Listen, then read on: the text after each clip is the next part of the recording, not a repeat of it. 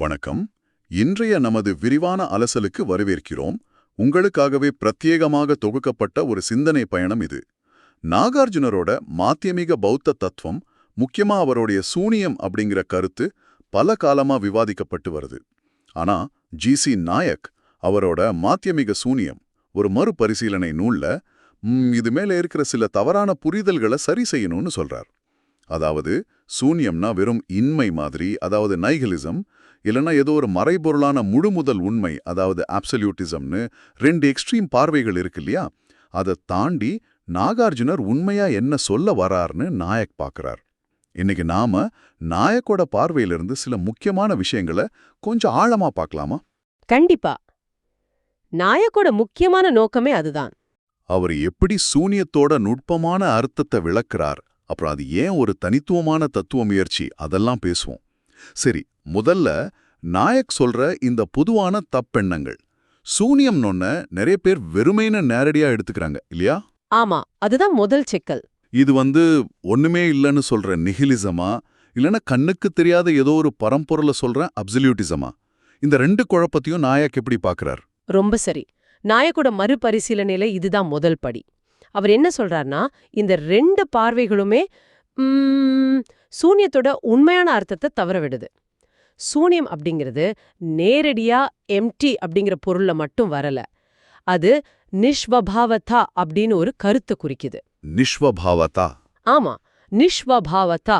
அதாவது எந்த ஒரு பொருளுக்கோ இல்ல நாம பயன்படுத்துற எந்த ஒரு கான்செப்டுக்கோ தனக்குள்ளேயே சுயமா நிரந்தரமா மாறாம இருக்கக்கூடிய ஒரு சாரம், அதாவது இன்ஹெரண்ட் எசன்ஸ் அல்லது ஸ்வபாவா, அது கிடையாது. ஓஹோ. இதோட அடிப்படை என்னன்னு கேட்டீங்கன்னா அதுதான் பிரதீத்ய சமுத்பாதம். பிரதீத்ய சமுத்பாதம், சார்புத் தோற்றம்னு சொல்றோமே அதுவா? அதேதான் சார்புத் தோற்றம். அதாவது எல்லாமே மற்றவற்றை சார்ந்துதான் உருவாகுது, இயங்குது, ஒரு அர்த்தத்தை கொடுக்குது. ஒண்ணுக்கொன்னு தொடர்பில்லாம தனிச்சு நிக்கிற எதுவும் இல்ல. நாகார்ஜுனரும் சந்திரகீர்த்தியும் கூட சூன்யம்ங்கிற வார்த்தைய ஒரு அறுதியான கொள்கையா சொல்லல. இது ஒரு தத்துவ நிலைப்பாடு இல்ல. அப்போ அது என்ன? அது மற்றவங்களுடைய சாரவாத கருத்துக்களை மறுக்கிறதுக்காகவும் உண்மைய உணர்த்துறதுக்காகவும் பயன்படுத்தப்படுற ஒரு கருவி மாதிரி, ஒரு மொழி மாதிரி. அதனால அத சூன்யம்னோ அசூன்யம்னோ கூட சொல்லக்கூடாதுன்னு அவங்க சொல்றாங்க. ஓஹோ, அப்போ சூனியம்ங்கிறதே ஒரு கொள்கை கிடையாது, ஒரு கருவி மாதிரி. ஆனா அந்த கருவியே இறுதியானதுன்னு நினைச்சிட்டா நாயக் இத பத்தி என்ன சொல்றார்? நாகார்ஜுனர் சொன்னதா ஒரு ஓமை சொன்னீங்களே, மருந்து மாதிரி. ஆமா, அது ரொம்ப முக்கியமான பாயிண்ட். நாயக் அத அழுத்தமா சொல்றார்.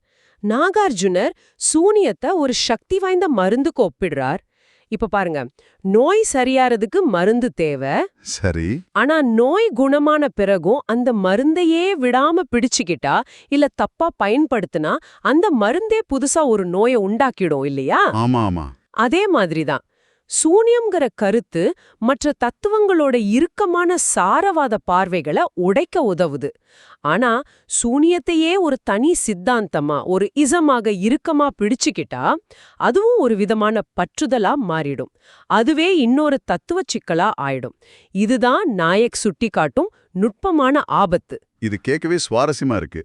அப்போ இந்த சார்பு தோற்றம், அதாவது பிரதீத்ய சமுத்பாதம், அதை இன்னும் கொஞ்சம் விளக்க முடியுமா?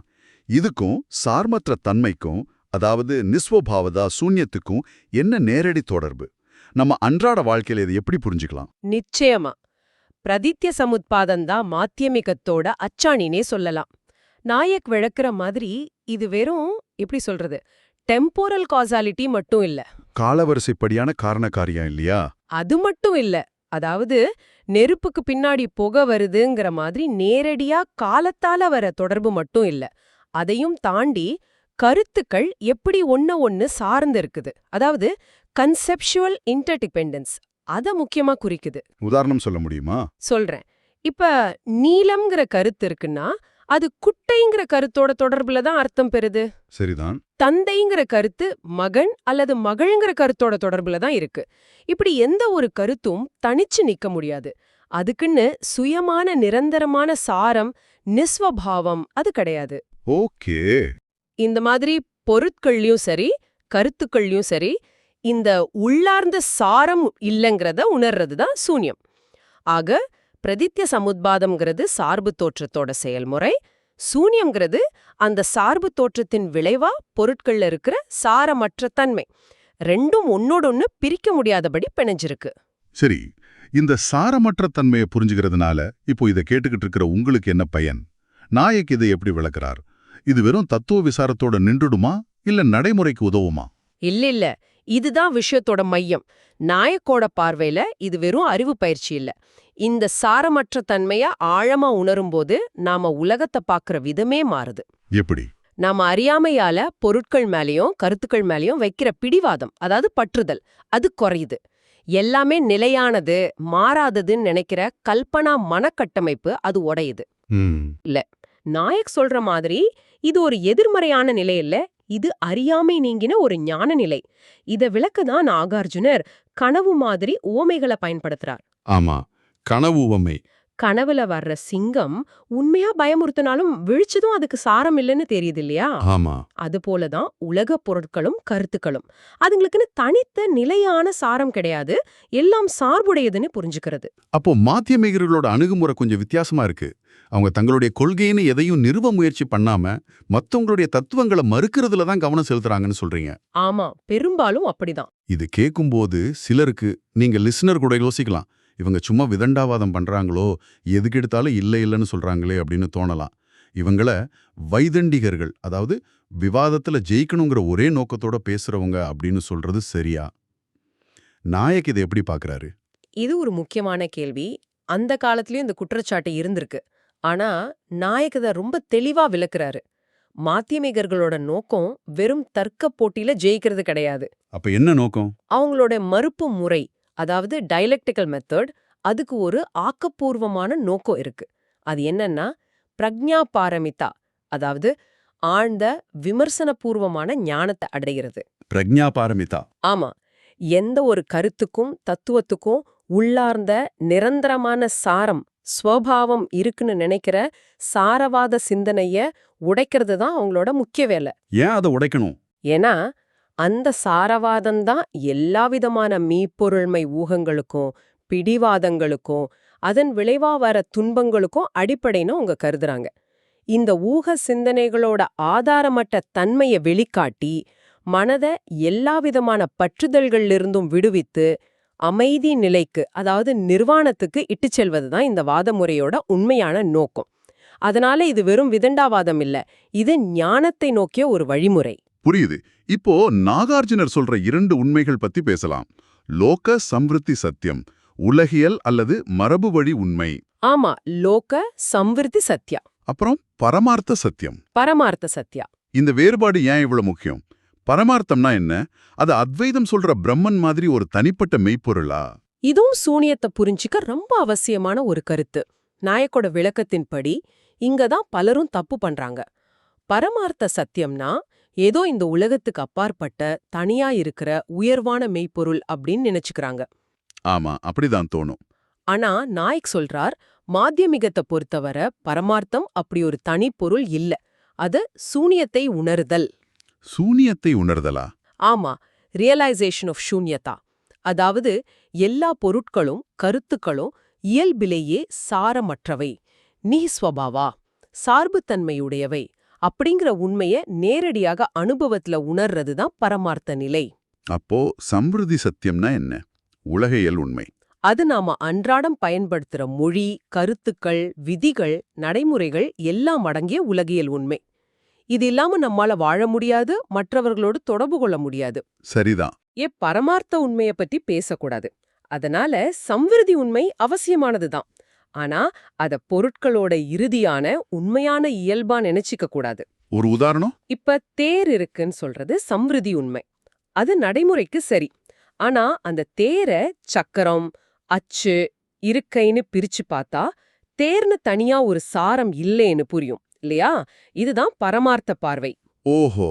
இங்கதான் தூஷ்ணீம் பாவம், அதாவது மௌனம் ஒரு முக்கிய பங்கு வகிக்குதுன்னு நாயக் குறிப்பிடுறார். மௌனமா? ஆமா, இது ஏதோ ஒரு பரம்பொருள அமைதியா ஏத்துக்கிற மௌனம் இல்ல, மாறாக உலகம் முதலுடையதா, முடிவில்லாததா, ஆன்மா உடலோடு அழியுமா அழியாதா போன்ற மீப்பொருண்மை சார்ந்த கேள்விகளுக்கு உறுதியான பதில் சொல்ல முயற்சி பண்றதுல அர்த்தம் இல்ல. ஏன்னா அந்த கேள்விகளே ஆமா, ஏன்னா அந்த கேள்விகளே சாரமற்ற கருத்துக்கள் மேல கட்டமைக்கப்பட்டிருக்குன்னு உணர்ந்து அந்த விவாதங்களிலிருந்து விலகி எந்த ஒரு நிலைப்பாட்டையும் பற்றி கொள்ளாம இருக்கிற அமைதி நிலை அது. சரி, இது ரொம்ப ஆழமான விஷயமா இருக்கு. ஆனா இங்க ஒரு பெரிய கேள்வி எழும் இல்லையா? நீங்க லிஸ்னர் கூட யோசிக்கலாம். எல்லாமே சாரமற்றது, எல்லாமே சார்பு தன்மை உடையதுன்னா அப்புறம் நல்லது, கெட்டது, புண்ணியம், பாவம், அறநெறி இதுக்கெல்லாம் என்ன இடம்? எதுக்கு நல்லவனா இருக்கணும்? ஆமா, இது தவிர்க்க முடியாத கேள்வி. இந்த சூனிய கொள்கை ஒரு விதமான அலட்சிய மனப்பான்மைக்கும் செயலற்ற தன்மைக்கும் இட்டுச் செல்லாதா? நாயாக் இந்த கவலையை எப்படி எதிர்கொள்கிறார்? இது அந்த காலத்திலேருந்தே மாத்தியமிகம் மேல வைக்கப்பட்ட ஒரு முக்கிய விமர்சனம் தான். ஆனா நாயாக் இது ரொம்ப அழுத்தமா மறுக்கிறாரு. நாகார்ஜுனரோட பார்வையில இது நேர்மாறானது. நேர்மாறானதா? எப்படி? பிரதீத்ய சமுத்பாதத்தையும் அதன் விளைவான சூனியத்தையும், அதாவது சாரமற்ற தன்மைய சரியா புரிஞ்சுக்கிறது தான் பௌத்தத்தோட 4 பேருண்மைகளுக்கும் முழுமையான அறநெறி பாதைக்கும் உண்மையான அடிப்படைய கொடுக்குது. இது கொஞ்சம் விளக்கமா சொல்லுங்களேன். சொல்றேன். நாயாக் விளக்குறார் பாருங்க. பொருட்களுக்கு நிலையான மாறாத சாரம், ஸ்வபாவம் இருக்குன்னு நீங்க நம்புனீங்கன்னா அப்போதான் அறநெறிக்கே இடமில்லாம போயிடும். எதனால? ஏன்னா ஒரு பொருளோட இயல்பு நிரந்தரமானது, மாறாததுன்னா அப்போ அதை மாத்தவே முடியாது. கெட்டவன் எப்பவுமே கெட்டவன் தான், நல்லவன் எப்பவுமே நல்லவன் தான். அறியாமையில இருக்கிறவன் ஞானம் பெற முடியாது. அப்போ அறநெறியால என்ன பயன்? சரிதான். ஆனா எல்லாமே சார்புடையது, சாரமற்றது, நிலையற்றதுன்னு புரிஞ்சுக்கும் போதுதான் மாற்றம் சாத்தியமாகுது. அறியாமையிலிருந்து ஞானத்துக்கும் தீமையிலிருந்து நன்மைக்கும் மாற முடியும். இதுதான் அறநெறிக்கான உண்மையான சாத்தியப்பாட்டை கொடுக்குது. ஓ, அப்போ சூனியம் மாற்றத்தை மறுக்கல, அதுதான் மாற்றத்தை சாத்தியமாக்குது. அதேதான். அது மட்டும் இல்ல, இந்த சாரமற்ற தன்மையை உணர்வதுதான் உண்மையான மகா கருணைக்கு வழிவகுக்குதுன்னு நாகார்ஜுனர் சொல்றார். கருணைக்கா? அது எப்படி? நிலையான நான், நிலையான பொருட்கள்ங்கிற மாயையில சிக்கி மனிதர்கள் எவ்வளவு துன்பப்படுறாங்கன்னு ஞானம் பெற்ற ஒருவர், அதாவது போதிசத்வர், உணரும்போது அவர் மேல எல்லையற்ற கருணை பிறக்குது. அந்த கருணையினால உந்தப்பட்டு மற்ற உயிர்களோட துன்பத்தை போக்கவும் அவங்கள விடுதலைக்கு வழி நடத்தவும் அவர் செயல்படத் தொடங்குகிறார். இது செயலற்ற தன்மை இல்ல, இது ஞானத்தாலும் கருணையாலும் வழிநடத்தப்படுற தீவிரமான பிறர் நலன் சார்ந்த அல்ட்ருவிஸ்டிக் ஈடுபாடு. இதுதான் போதிசத்துவரோட இலட்சியம். அருமை. அப்போ சூனியத்தை புரிஞ்சுக்கிறது அறநெறிக்கு எதிரானது இல்ல, அதுக்கு அடிப்படையானது. அது மட்டும் இல்லாம கருணையை வளர்க்கக்கூடியதுன்னு நாயக் தெளிவுபடுத்துறார். ரொம்ப முக்கியமான விளக்கம் அது. ஆமா. இப்போ அடுத்த கட்டமா நாயக் இந்த நூல்ல மாத்தியமிகத்தையும் அத்வைத வேதாந்தத்தையும் ஒப்பிடுறார். ரெண்டுமே அறியாமையை நீக்கி ஞானத்தால விடுதலை அடையறத பத்தி பேசுது இல்லையா? ஆமா, அது பொதுவான அம்சம். அப்போ மாத்தியமிகத்தோட போதிசத்துவர் இலட்சியமும் அத்வைதத்தோட ஜீவன் முக்தி இலட்சியமும் ஒண்ணுதானா, இல்ல அதுல முக்கியமான வேறுபாடுகள் இருக்கா? நாயக் என்ன வேறுபாடுகளை சுட்டிக்காட்டுகார்? இதுவும் ஒரு முக்கியமான ஒப்பீடு. நாயக் 2 தத்துவங்களுக்கும் இடையில சில ஒற்றுமைகள் இருந்தாலும் அடிப்படையான சில வேறுபாடுகளை தெளிவா காட்டுறார். ரெண்டுமே அறியாம தான் அவித்யா ஜ்ஞானா பந்தத்துக்கு காரணம், ஞானம் தான் பிரக்ஞா ஜ்ஞானா விடுதலைக்கு நிர்வாண முக்தி வழின்னு சொன்னாலும் அது எப்படி வேலை செய்யுதுங்கிறதுல வேறுபாடு இருக்கு. ஆமா, அந்த அறியாமைனா என்ன, ஞானம்னா என்ன, இறுதியான நிலை என்ன அப்படிங்கறதுல வேறுபடுறாங்க. எப்படி? அத்வைத்தம் ஒரு நிலையான மாறாத அறுதியான மெய்ப்பொருளை, அதாவது ஆத்மன் அல்லது பிரம்மனை இறுதி உண்மையா முன்வைக்குது. அறியாமைங்கிறது அந்த பிரம்மனை பத்தின உண்மையை அறியாம உலகத்தை பொய்யா உண்மையா பாக்குறது. ஞானம்னா நான் பிரம்மன், அகம் பிரம்மாஸ்மி அப்படின்னு உணர்றது. சரி. ஆனா மாத்தியமிகம் அப்படி ஒரு நிலையான முழு முதற் பொருள் சார்ந்த இருப்பியலை திட்டவட்டமா நிராகரிக்குதுன்னு நாயக் சொல்றார். சூனியம்ங்கிறது பிரம்மன் கிடையாது. ஓகே. மாத்தியமிகத்தை பொறுத்தவரை அப்படி ஒரு நிலையான சாரத்தை தேடுறதும் கற்பனை பண்றதும் தான் அறியாமை. பொருட்களோட சாரமற்ற தன்மையை உணர்றது தான் ஞானம். அப்போ அறியாமை அணுகிற விதத்திலேயே பெரிய வேறுபாடு இருக்கு. நிச்சயமா. இன்னொரு முக்கிய வேறுபாடு விடுதலைக்கு பிறகான நிலை அல்லது இலட்சியத்துல இருக்கு. அத்வைத்தத்துல ஜீவன் முக்தி நிலை அடைஞ்ச பிறகும் கருணையோட செயல்படலாம்னாலும் மாத்தியமிகத்தோட போதிசத்துவ பாதையில மற்ற எல்லா உயிர்களும் விடுதலை அடையும் வரைக்கும் தானும் இந்த உலகத்திலேயே பிறப்பெடுத்து அவங்களுக்காக பாடுபடுறதுங்கிற பிறர் நலம் சார்ந்த கருணைக்கு மிக அதிகமான அழுத்தம் கொடுக்கப்படுது. தன் முக்தியை தள்ளி போட்டுட்டு மத்தவங்களுக்காக உழைக்கிறது. ஆமா, அது போதிசத்துவ இலட்சியத்தோட மையமா இருக்கு. இந்த வேறுபாடுகளை நாயக் தெளிவா விளக்குறார். ஆக ஞாயிக்கோட இந்த மறுபரிசீலனை மூலமா மாத்தியமீக சூனியம் பத்தின ஒரு தெளிவான சித்திரம் கிடைக்குது. சுருக்கமா சொல்லணும்னா, இதுவரை எல்லாமே பொய்ன்னு சொல்ற நெகிலிசமோ இல்ல, ஏதோ ஒரு வார்த்தைக்கு அப்பாற்பட்ட பரம்பொருளை சொல்ற அப்சல்யூட்டிசமோ இல்ல. கரெக்ட். இது பிரதீத்திய சமுத்பாதம்ங்கிற சார்பு தோற்றத்தை அடிப்படையா வச்சு பொருட்களோட சாரற்ற தன்மையை நிஸ்வபாவதா உணர்றத பத்தின ஒரு ஆழமான விமர்சனபூர்வமான தத்துவ பார்வை. ஆமாம்.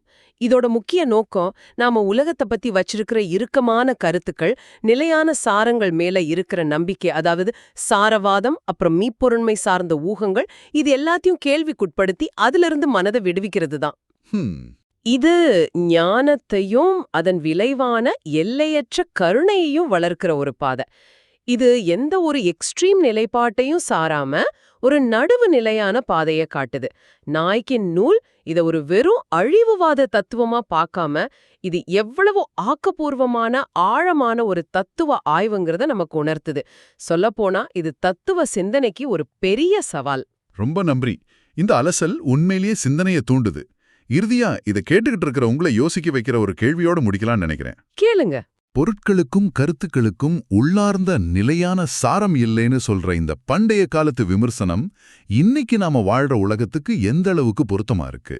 நாம அன்றாடம் புழங்குற கருத்துக்கள், நம்பிக்கைகள், சித்தாந்தங்கள், ஏன் நம்மோட நான்கிற அடையாளம் வரைக்கும் எல்லாமே எவ்வளவு தூரம் சார்புடையவை, கட்டமைக்கப்பட்டவைன்னு கேள்வி கேட்க ஆரம்பிச்சா அது நம்ம பார்வையிலையும் வாழ்க்கையிலையும் என்னென்ன மாற்றங்களை கொண்டு வரலாம்? இதை பத்தி நீங்க என்ன நினைக்கிறீங்க? இந்த ஆழமான அலசலில் எங்களுடன் இணைந்திருந்த உங்களுக்கு நன்றி.